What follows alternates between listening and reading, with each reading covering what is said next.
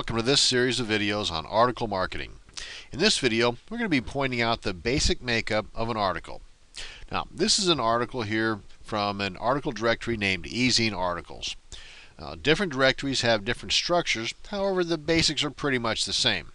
Every article has a title. This is a very important part of your article because it's kind of like the door to your article. You know, if your door or title is kind of crappy and uninviting, then the chances of someone wanting to click on it and open up to your article and read it is less likely. So spend a little bit of time here choosing the right title. And we'll go into that in greater detail in one of the other videos here on how to create a nice, inviting title. If the directory will allow it, and most will, then use bold text for the headings and subheadings as well as to start a paragraph. Use the bullet and or numbered lists in your article when you can, and if possible, bold the first few words of each one. It makes them stand out a little bit more and helps the reader's eye flow more smoothly from the beginning of the article down to the end of the article. One way in which a lot of the article directories make a buck is by placing ads all throughout the pages that your article is on. Don't get too excited about this because this is not your money. It's not for the author. It's just additional revenue for the site's owner, and sometimes, in some cases, the only revenue for these article directories. Another item that some directories permit and others do not allow are clickable links within the body of the article. If the directory allows this, then go for it. But use what is called anchor text instead of just a clickable URL. Anchor text looks a little bit better to the reader as well as the search engines.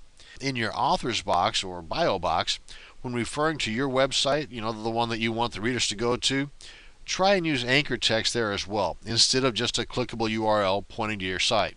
Now to the important part, the author's bio box. This is the reason you're writing these articles in the first place. You write an article in a way so that the reader will read to the end of your article. Whether the reader is just curious or just wants additional information from you, the idea is that they will click on the links you provide them in your bio box to get to your website. Now, once there, you can do whatever your particular business model suggests. You know, either provide a freebie that they need to give you their name and email address to receive, or some kind of upsell offer related to the article that they just read. Or just more quality content so they'll consider you somewhat of an expert in whatever niche the article was in. If you'll only be providing additional quality content, then my suggestion, and it's just that a suggestion, then you may want to suggest to the reader that they bookmark your website or subscribe to your newsletter, you know, via the opt-in form you're going to provide them, or through some type of RSS feed via the RSS link you also provided.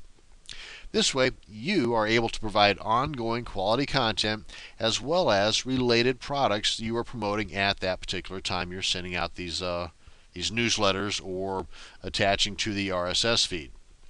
Also, if the article directory allows it, provide an image of yourself to be placed in your author's bio box or author's information box.